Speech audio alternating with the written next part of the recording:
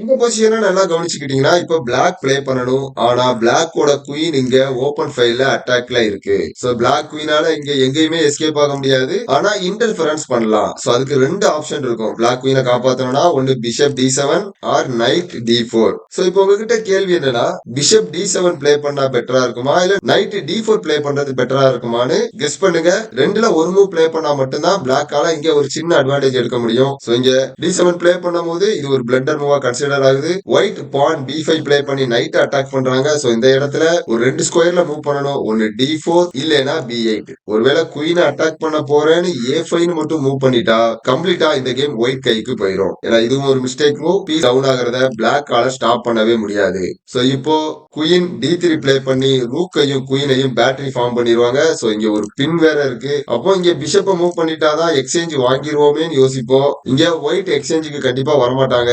Bishop E6 play பண்ணா இங்க queen C3 play பண்ணி நைட்டை அட்டாக் பண்ணுவாங்க. சோ இப்போ ஒரே நேரத்துல குயினும் அட்டாக்ல இருக்கு, நைட்டும் அட்டாக்ல இருக்கு. ரெண்டுல ஒன்னதான் காப்பாற்ற முடியும். ஒயிட் இந்த பொசிஷன்ல 4+ அட்வான்டேஜ் வச்சிருப்பாங்க.